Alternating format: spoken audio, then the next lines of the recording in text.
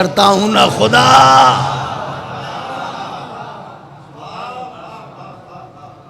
علی معاف کرے تو کرے. اچھا آپ کے پیچھے چھپ رہا ہے تو چھپ جانے دیجئے. پیغمبر کہیں گے دنیا جان لے علی کا دشمن میری پناہ میں. یہ کیسے؟ میری پناہ صرف اسی کو ملے گی جو علی کا چاہنے والا ہو. تو کہا اگر علی نے ہاتھ باندھے علی ہی تیرے ہاتھ کھولیں گے. یہ کہہ کے پیغمبر نے آواز دی یا علی. علی آگے بڑھے. کیا حکم ہے سرکار؟ یا علی میرے قریب آئیے. قریب آئے. حضرت نے ارشاد فرمایا علی اسے دیکھو. دیکھا کب پہچانا؟ نسلوں کو دیکھ کے ذوالفقار چلانے والے نے دیکھ کے لبوں پہ ایک ہلکا تبسم پھیرا اور مسکرا کے کہا پہچان لیا یا رسول اللہ. کہا اس کا کہنا ہے کہ تم نے اس کے ہاتھ باندھے تھے. علی نے کہا یا رسول اللہ اس نے کام ہی ایسا کیا تھا. اس کے ہاتھ نہ باندھتا تو کیا کرتا؟ یہ نوح کو ڈبونے جا رہا تھا. اس سے پوچھئے غلط ہے؟ نہیں نہیں سچ ہے. تو کہا یا علی اب یہ آ گیا ہے اس کے ہاتھ کھول دو. اس کے ہاتھ کھول دو. علی مرتضیٰ نے کہا یا رسول اللہ آپ کے حکم میں کوئی عذر نہیں. میں اس کے بدے ہوئے ہاتھ کھول دوں گا مگر میری ایک شرط ہے. اگر اب آپ نے دعائیں نہ دی تو دل ٹوٹے گا. کہ میری ایک شرط ہے. کہ شرط کیا ہے؟ کہ شرط یہ ہے یہ کہے لا الہ الا اللہ محمد الرسول اللہ. بچوں لا الہ الا اللہ محمد الرسول اللہ. پیغمبر نے کہا کیوں؟ شرط علی قبول؟ کہاں ہاں قبول ہے. لا الہ الا اللہ محمد الرسول اللہ لا الہ الا اللہ محمد الرسول اللہ. علی مرتضیٰ آگے بڑھے چاہا کہ اس کے بندھے ہوئے ہاتھ کھولیں. نبی نے کہا یا علی رک جاؤ. سمجھ گئے؟ آول کنڈا والے سمجھ گئے؟ یا علی رک جاؤ ابھی اس کے ہاتھ نہ کھولنا. یا رسول اللہ میری شرطیں تو پوری ہو گئیں. کہا آپ کی شرطیں پوری ہوئی ہیں میری شرط کہاں پوری ہوئی ہے؟ کہا آپ کی شرط کیا ہے؟ کہا میری شرط ہے علی علی.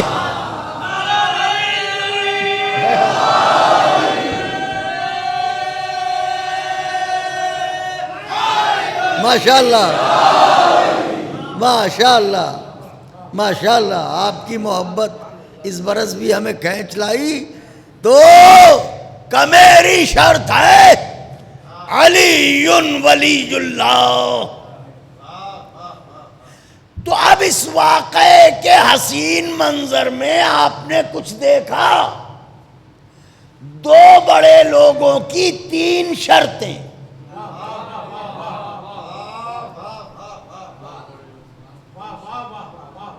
دو بڑے لوگوں کی تین شرطیں. ایک محمد عربی ایک علی مرتضیٰ. علی مرتضیٰ کی دو شرطیں. محمد عربی کی ایک شرط. علی کی شرط کیا؟ لا الہ الا اللہ. بولیے نوجوانوں ذرا زور سے بول دیجئے ہم تک آواز آ جائے. میرے مولا خوش رکھے. نبی کی کیا شرط؟ علی ولی اللہ. تو علی کی شرطیں کیا ہیں؟ لا الہ الا اللہ محمد الرسول اللہ. نبی کی شرط علی ولی اللہ. علی کی دو شرطیں لا الہ الا اللہ محمد الرسول اللہ. نبی کی ایک شرط علی ولی اللہ. کتنی بے وقوف ہے دنیا. علی کی دونوں شرطیں مانتی ہے نبی کی ایک بھی نہیں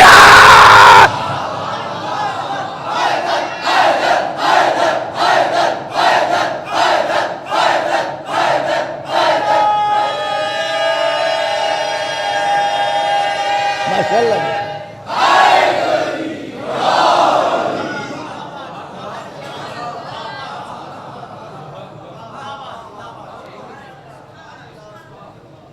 نبی کی دونوں شرطیں مان رہے ہیں. علی کی لا الہ الا اللہ محمد الرسول اللہ، مگر نبی کی ایک شرط علی ولی اللہ، اسے ماننے کو تیار نہیں. گویا ہم جنہیں علی کا دشمن سمجھتے ہیں وہ اصل میں نبی کے دشمن ہیں. آپ نے غور فرمایا جو نبی کا کہنا نہ مانے وہ نبی کا دشمن ہی تو ہوگا. اب اسی لیے میں نے پہلے ہی پوچھ لیا تھا کہ سب اپنے ہیں نا، تو اب سنیے دیکھیے گا میری طرف. واقعہ پڑھ دیا آپ نے، سن لیا، مگر کچھ غور فرمایا. جب تک لا الہ الا اللہ کہتا رہا ہاتھ بندھے رہے.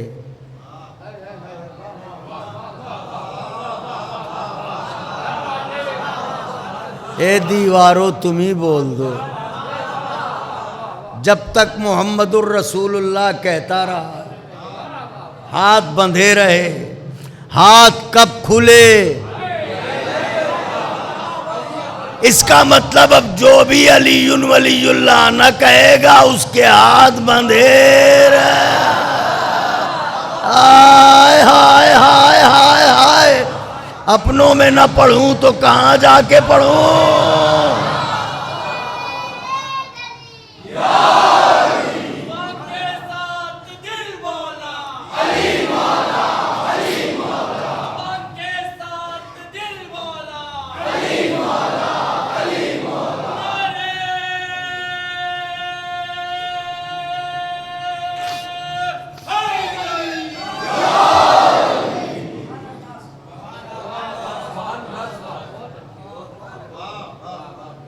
اللہ اکبر. تو علی ہیں مددگار انبیاء. وہاں پر جناب نوح کی مدد کی تھی جہاں پر یہ تھے بھی نہیں حضور. اس زمانے میں یہ کہاں تھے؟ وہاں جا کے علی نے مدد کی. آدم کی مدد علی نے کی، نوح کی مدد علی نے کی، ابراہیم کی مدد علی نے کی، موسیٰ و عیسیٰ کی مدد علی نے کی. ارے یہ تو بڑے لوگ ہیں جن کی مدد کی. کیا تمہارے والوں کی مدد نہ کی؟ تاریخ سے پوچھو. انہوں نے خود ہی کہا ہے اگر علی نہ ہوتے تو ہلاک ہو جاتا. تو ایسا کون ہے جس کی مدد علی نے نہ کی ہو؟ اور الحمدللہ آج تک شیعوں کی مدد کر رہے ہیں، آج تک چاہنے والوں کی مدد کر رہے ہیں. علی کبھی اپنے چاہنے والے کو اکیلا نہیں چھوڑتے. علی اپنے چاہنے والے کو کبھی، مگر شرط چاہنے والا ہو، اس کے اعمال ایسے ہوں ذرا ذرا سی باتوں میں ایمان اور عقیدہ بیچتا نہ ہو، اپنے فائدے کے لیے دین کو قربان نہ کرتا ہو، واجبات کی ادائیگی کرتا ہو، محرمات سے پرہیز کرتا ہو، اصول دین اور فروع دین کا لحاظ رکھتا ہو، عقیدہ راسخ ہو. علی والے کو یہ کہنا نہ پڑے میں علی والا ہوں، دنیا دیکھے اور کہہ دے یہ ہے علی والا. سلمان چلاتے نہیں تھے ہم علی والے ہیں، ابو ذر چیختے نہیں تھے ہم علی والے ہیں. ان کا کردار آواز دیتا جاتا تھا. ہم ہیں علی والے، ہم ہیں علی والے۔ نوجوانوں، میرے بچوں، آخری بات عرض کر رہا ہوں اور گفتگو تمام۔ اسے یاد رکھیے گا، چونکہ یہ منبر بہت ذمہ داری کی جگہ ہے اور مجھے بھی جواب دینا ہے، اس لیے یہ بات عرض کر رہا ہوں۔ دیکھو، پڑھے لکھے ہونے کے بعد بھی کبھی محنت مزدوری سے گھبرانا نہیں۔ میں قبلہ عجیب بات کہہ رہا ہوں، پڑھے لکھے ہونے کے بعد بھی میثم تمار سے زیادہ کوئی پڑھا لکھا ہوگا؟ وہ آخری صف بھائی جو دروازے کے پاس بیٹھے ہیں وہ ہاتھ اٹھا کے بتائیں، کیا پوری دنیا میں کوئی ہے میثم تمار سے زیادہ پڑھا لکھا؟ نہیں ہے نا؟ ٹھیک ہے، آپ نے کہہ دیا، ہم نے سن لیا۔ اس کا مطلب یہ ہے کہ جناب میثم تمار پڑھے لکھے آدمی ہیں، کیونکہ انہیں علم آل محمد نے دیا ہے۔ وہ دنیا کے کسی مدرسے میں یا کسی کالج میں نہیں پڑھے ہیں، انہیں میرے مولا نے علم دیا ہے۔ وہ اگر چاہیں تو مٹی کو سونا بنا دیں۔ ارے ان کے گھر کی کنیز فضہ، آپ بتائیے، تو باوجود اس کے دنیا کو سکھا رہے ہیں محنت کیسے کی جاتی ہے۔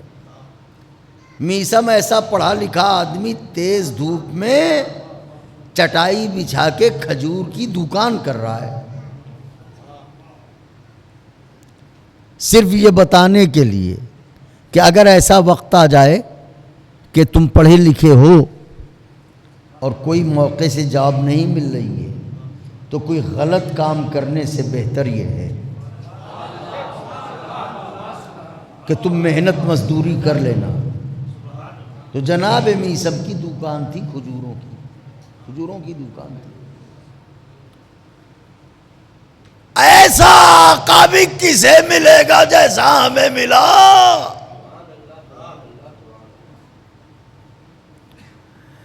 جب دل گھبراتا ہے تو میثم کی دکان پر جا کے بیٹھ جاتے ہیں اور میثم سے کانا وما یکون کی باتیں کیا کرتے ہیں۔ زقن زقہ والی منزل ہے، علم چگا رہے ہیں۔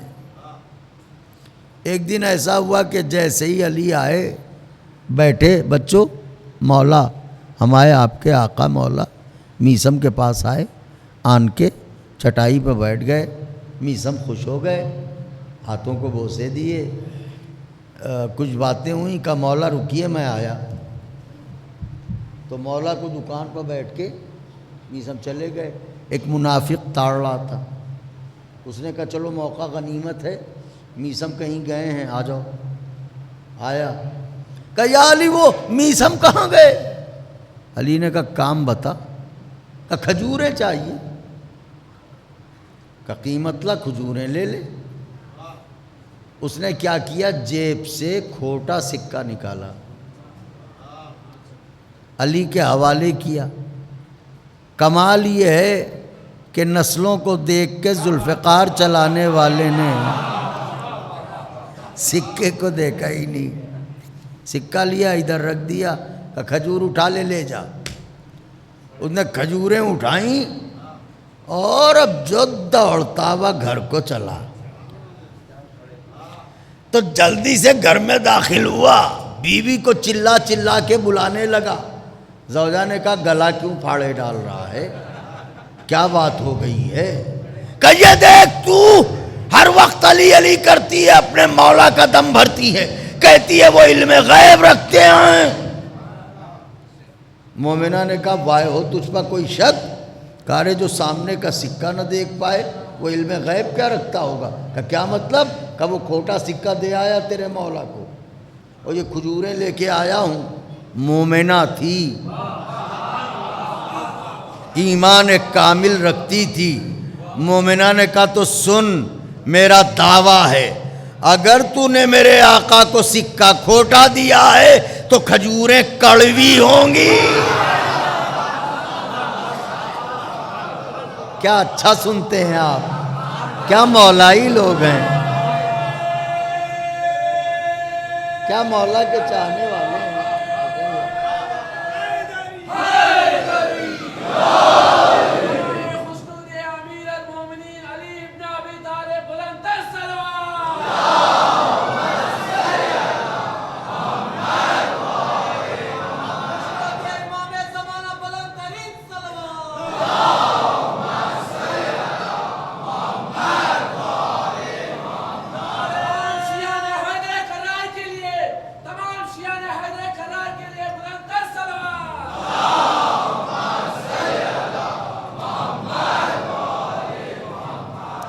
کہ میرا دعویٰ ہے اگر علی کو سکہ کھوٹا دے کے آیا ہے تو کھجوریں کڑوی ہوں گی۔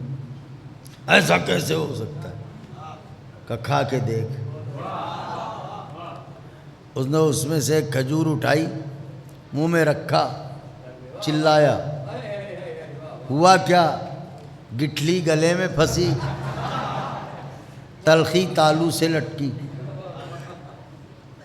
چلانے لگا پانی لاؤ مر رہا ہوں، پانی لاؤ مر رہا ہوں۔ زوجہ نے کہا علی کی شان میں گستاخی کرنے والے کو پانی، وارے بلال میاں کس موڑ پائے، علی کی شان میں گستاخی کرنے والے کو پانی دوں گی میں کہوں گا مومنہ تیرا شوہر ہے، دے دے پانی مر رہا ہے۔ مومنہ کہے گی میں بتانا چاہتی ہوں جب علی کے دشمن کو دنیا میں مرتے مرتے پانی نہیں ملتا، وہاں جام کوثر کیا ملے گا؟ نعرہ حیدری!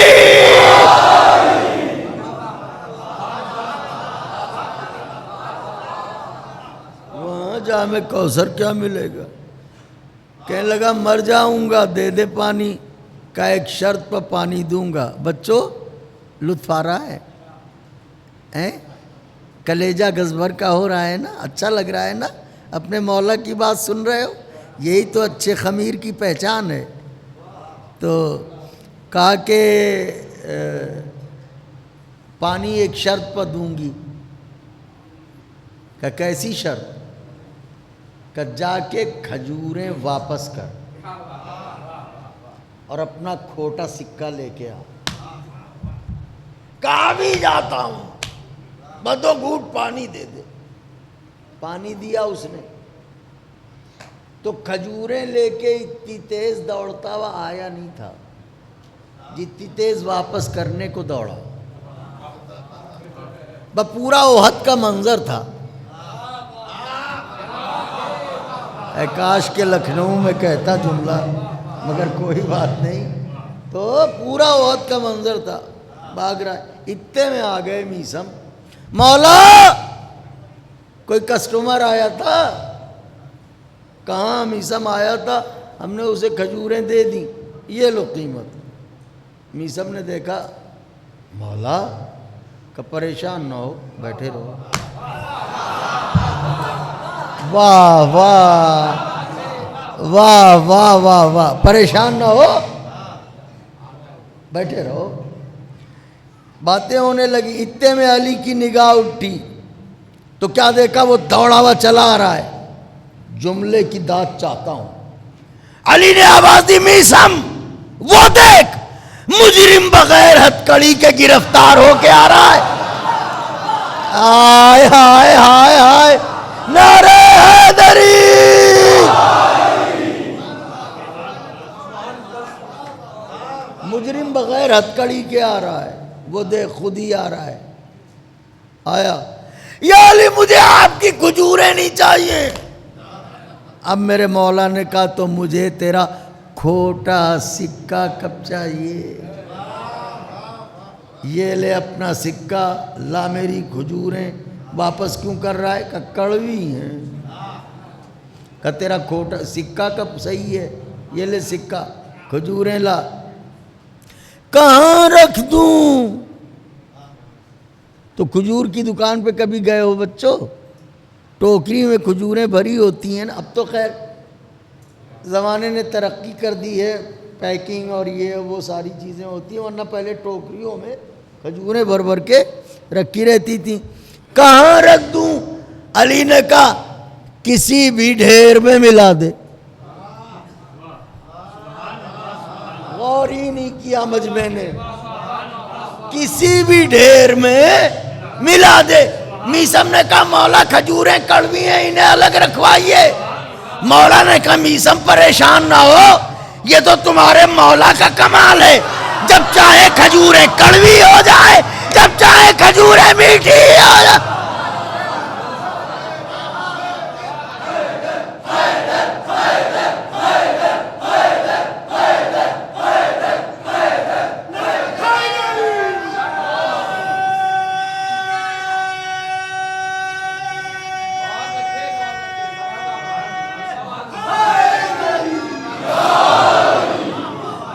بس موت کی مثال اسی کھجور کی سی ہے. علی جس کے لیے چاہے موت شیریں ہو جائے, علی جس کے لیے چاہے موت کڑوی ہو جائے. اس نے کھجوریں رکھ دیں, شرمندہ ہو کے بھاگا ہوا گیا. ظاہر ہے علی کے دشمن کا مقدر ہی شرمندہ ہونا ہے. آدھے منٹ میں بات سمیٹ دی, واقعہ تمام ہوا. مگر اب ایک سوال ہے مولا صاحب, ہائے میں عجیب موڑ پہ آ گیا ہوں. بھائیو جانتے ہو اتنا کیوں مسکرا رہا ہوں؟ مجھے معلوم ہے میں کہنے کیا جا رہا ہوں. میں کہوں گا تو آپ سنیں گے, تو پہلے میں لطف لے لوں پھر آپ اس کا لطف لیں. دیکھیے کلو شیئن یرجعو الی اصلہ, ہر شے اپنی اصل کی طرف پلٹتی ہے. دلیل انا للہ, ہم اللہ کی طرف سے آئے ہیں, تو ہر شے اپنی اصل کی طرف پلٹتی ہے. ہمیں دفن کہیں بھی کیا جائے,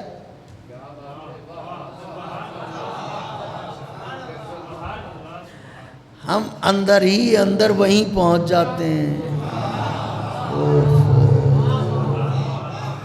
اور انہیں دفن کہیں بھی کیا جائے,